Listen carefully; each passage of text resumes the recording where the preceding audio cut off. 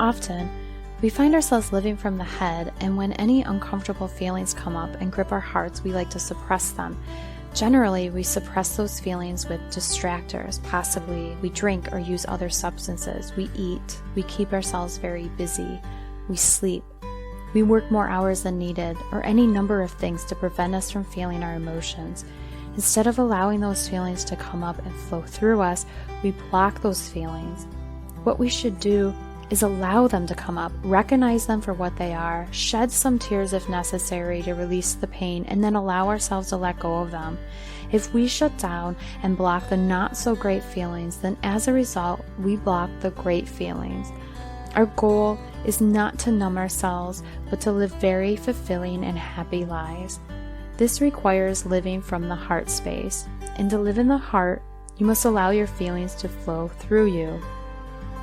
As a defense, many will choose to shut down their heartfelt emotional system because in the moment it results in reducing or eliminating pain. Unfortunately, this will only limit what life can be like. It is through the heart that we're able to experience joy and love on deeper levels than can be imagined otherwise. If we feel sad about something, that emotion is not indicating for us to run from it. It is advising us to feel it all the way through, and then release it to move forward. If we feel excited about something, that emotion is not telling us to reduce our level of excitement because we may fear losing that which is providing the joy, but to embrace that feeling and realize that life can be exciting and joyous at times. Kids can teach us a lot of how to live within our hearts. When a child feels overwhelmed with their feelings of love, they run up and they hug you. They ask you to play with them. There are many times I say to others, wouldn't it be great if we could just get up and run around like a child does? They just jump up and run in circles around the house without any care of what others are thinking. But as adults, if we were to get up and run around in circles, people would think something was strange with us. To get around this, adults have set up structured ways of releasing energy like dancing, cardio, and sports, to name a few. At times, I want to get up and just run. At times, I want to call someone and tell them I love them with no other motive than to do that. Too often, though, the mind creeps in and tells me not to do that either of those things would not be perceived well. When a child runs up and gives you a hug, you feel good, you feel loved. Imagine if we lived in a society that accepted that from adults just as much as from children. Have you ever had a feeling as simple as wanting to reach out to someone to tell them that you love them? Not a motive to tell someone you love them just to hear them say it back, but simply just to let them know you love them.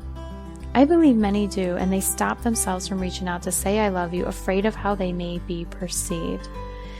Maybe the moment you call that person to tell them that you love them is the exact moment that person needs to hear that someone loves them.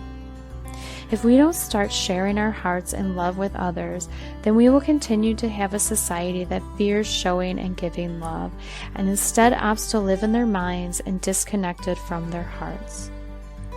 During a training session with an organization I previously worked, the facilitator presented a workshop on how we all should handle ourselves when conflict occurs at work.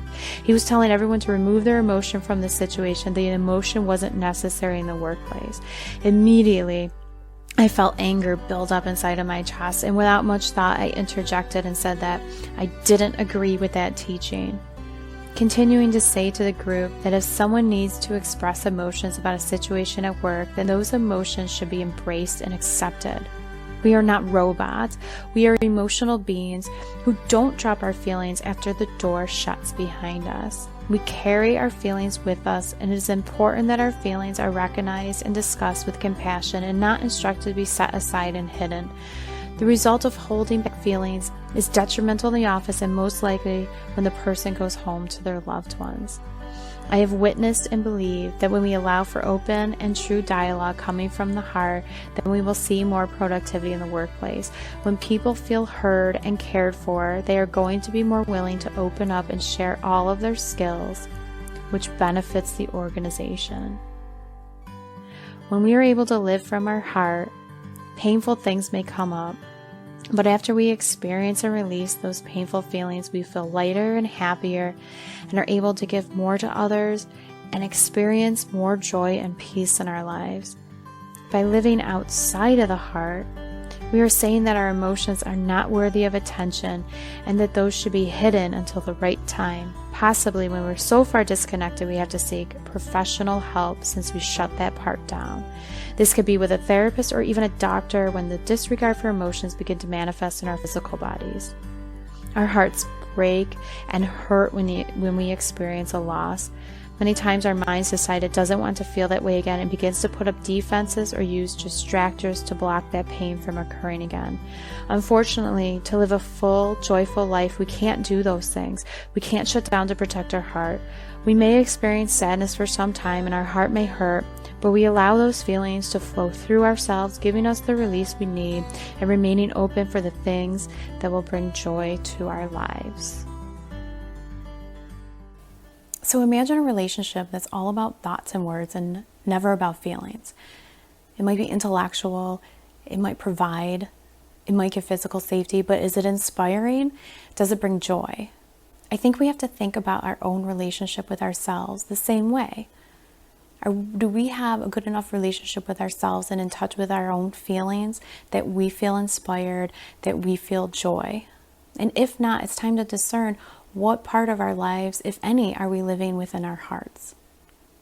I ended up writing an ebook that I'm giving away for free. You can go to my website, potentialfocuscoach.com.